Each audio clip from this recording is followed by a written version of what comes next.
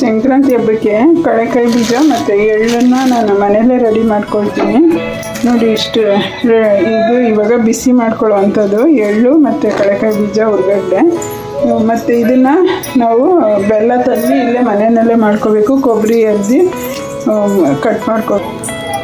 ಕಡಲೆಕಾಯಿ ಬೀಜನ ಒಂದು 1/4 kg ಜಾಸ್ತಿ ಹಾಕಿದ್ದೀನಿ. ಒಂದು ಸ್ವಲ್ಪ ನೀರನ್ನ ತೊಳ್ಕಿಸ್ಕೊಳ್ಳೋಣ. ನೀರು ತೊಳ್ಕಿಸ್ಕೊಂಡ್ರೆ ನಾವು ಸಿಪ್ಪೆನ ತೆಗಿಯೋದಕ್ಕೆ ತುಂಬ ಸುಲಭ ಆಗುತ್ತೆ.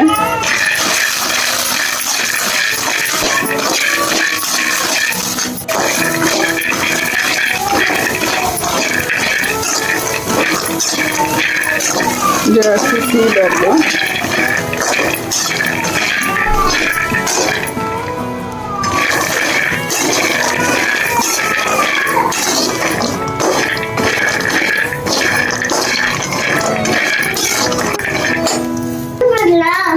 ದೂರ ಮಗನೆ ನೋಡಿ ಇಷ್ಟಾಗಿದೆ. ಬಾಣಲಿ ಎಲ್ಲ ಕಪ್ಪಾಗಿದೆ ಅಂದರೆ ನಾನು ನೀರು ಹಾಕಿದೆ. ಸ್ವಲ್ಪ ನೀರು ಹಾಕಿದ್ರೆ ಸಿಪ್ಪೆ ತೆಗಿಯೋಕ್ಕೆ ಚೆನ್ನಾಗಿ ಬರುತ್ತೆ. ಎಲ್ಲ ಕ್ಲೀನ್ ಮಾಡ್ಕೊಂಡು ಇವತ್ತು ಭಾನುವಾರ ಸ್ವಲ್ಪ ಸ್ಟವ್ವಿಂದನೂ ಕ್ಲೀನ್ ಮಾಡ್ಕೊಂಡೆ ಮಾಡ್ತೀನಿ ನಾನು. ಹೊರಗಡೆ ನಾನೇನು ತೊಗೊಬರಲ್ಲ ಸಾಮಾನ್ಯವಾಗಿ. ಇವಾಗ ನೋಡಿ ಆಗಿದೆ ಇದು. ಒಂದು ಸ್ವಲ್ಪ ಆರಿದ್ಮೇಲೆ ಕೈ ಸ್ವಲ್ಪ ಬಿಸಿ ಕಮ್ಮಿ ಆದಮೇಲೆ ಉಜ್ಕೊಳ್ಳೋಣ. ನೋಡಿ ಎಳ್ಳು, ಬಿಸಿ ಎಳ್ಳು, ಇದನ್ನು ಸ್ವಲ್ಪ ಬಿಸಿ ಮಾಡ್ಕೊಳ್ಳೋಣ.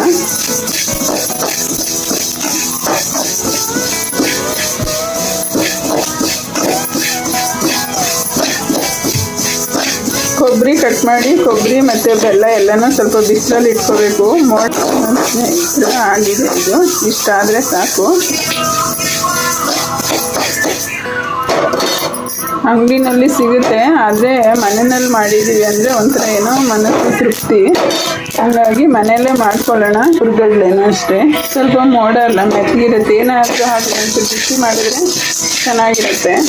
ಮೊನ್ನೆ ಅವ್ರು ಯಾರೋ ಟೀ ಅಂಗಡಿನಲ್ಲಿ ತೋರಿಸಿದ್ರಲ್ಲ, ಅದನ್ನು ನೋಡಿದ್ರೆ ಏನಂದ್ರೂ ಹೊರಗಡೆ ತಗೊಳ್ಳೋದಕ್ಕೆ ಭಯ ಆಗುತ್ತೆ.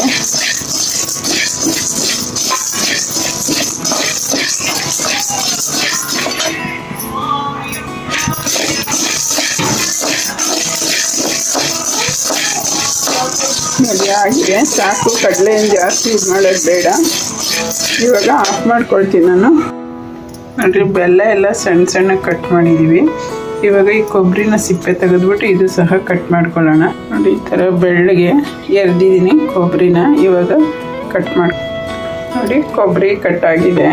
ಇವಾಗ ನಾನು ಬೆಲ್ಲನ ಹಾಕ್ಕೊಳ್ತೀನಿ. ಇದಕ್ಕೆ ನಾನು ಆಲ್ರೆಡಿ ಮುಂಚೆನೇ ಕಡಲೆಕಾಯಿ ಬೀಜ, ಎಳ್ಳು ಎಲ್ಲ ಹುರಿದು ಹಾಕಿದ್ದೀನಿ.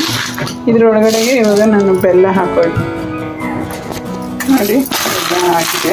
ಇವಾಗ ಒಂದು ದೊಡ್ಡದು ಪಾತ್ರೆಗಾಕಿ ಮಿಕ್ಸ್ ಮಾಡ್ಕೊಳ್ಳೋಣ. ಇದಕ್ಕೆ ಕಲ್ಲರ್ದು ಜೀರಿಗೆ, ಕಪ್ಪು ಅವೆಲ್ಲ ಹಾಕೋಂಗಿದ್ರೆ ಹಾಕ್ಬೋದು. ನಾನು ಅದನ್ನೆಲ್ಲ ಹಾಕಲ್ಲ, ಹಿಂಗೇ ನ್ಯಾಚುರಲಾಗಿ ಮಾಡ್ತೀನಿ. ಇದಾಗಿದೆ ಇವಾಗ.